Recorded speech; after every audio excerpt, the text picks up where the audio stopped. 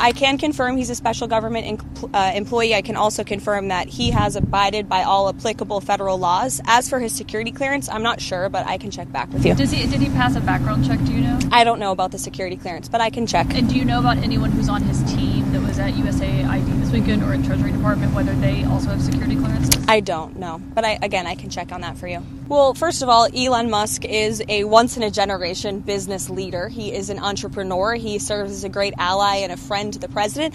And I think Elon Musk also has a little bit of common sense. And I think the American people really appreciate that when it comes to the federal government, because it seems like all common sense has been lost in this city.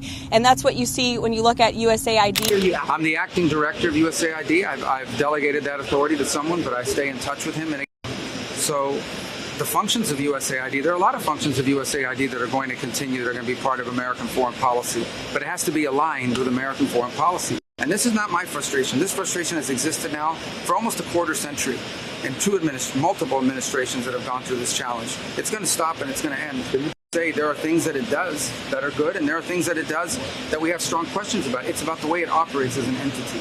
And they're supposed to take direction from the State Department, policy direction. They do not. Not only do not take policy direction, they're completely uncooperative. Their attitude is, we don't have to answer to you because we are independent. We answer to no one. Well, that's not true, and that will no longer be the case. I know Secretary Rubio made some comments about how he will be acting as the director over that agency. And here's the reason why Elon Musk and others have been taking a look. Because if you look at the waste and abuse that has run through USAID over the past several years, these are some of the insane priorities that organization has been spending money on.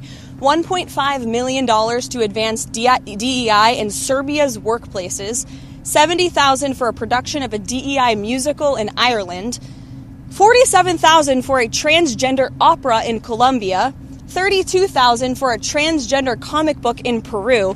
I don't know about you, but as an American taxpayer, I don't want my dollars going towards this crap, and I know the American people don't either, and that's exactly what Elon Musk has been tasked by President Trump to do, to get the fraud, waste, and abuse out of our federal government.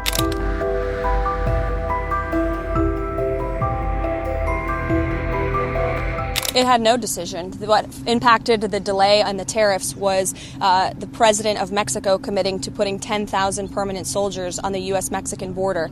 The president cares about American lives. And as I just said on television, there's a lot of talk about the markets. There's a lot of talk about, the cost of goods. This administration is wholeheartedly committed to bringing down the cost of living in this country. You see that through deregulation, through the energy actions this president has taken, and also through his commitment to cutting taxes. But when it comes to the cost of an American life, I think for those of us who have children, there's not enough money in the world to bring back the lives that have been lost because of the illegal drug and border crisis. And the president is committed to ensuring that Canada and Mexico and China understand that the United States is not going to be a dumping ground for illegal fentanyl that is killing young people in this country. It's the leading cause of death amongst those aged 18 to 34. And that's the president's number one priority, is protecting American lives. They won't get caught in the middle if they just comply with what the United States is asking for, which are very simple measures to work with us when it comes to border security, to cooperate with the repatriation of their nation's citizens. You saw President Trump effectively utilize tariffs when he was negotiating with Colombia last weekend as well. Ultimately, they conceded and agreed to the deportation flights that many of them have landed in the last week.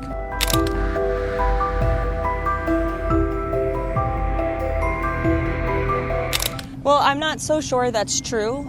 The ceasefire was extended because of the work of President Trump and his presidential envoy, Steve Witkoff, who has proven to be an incredibly effective negotiator. And the president and this entire administration are committed to having all of the hostages come home. And as you've seen, his team is working very, very hard to do that. And already saw one American hostage coming back home, and another that's one right. will be back home soon. Yes, we hope so.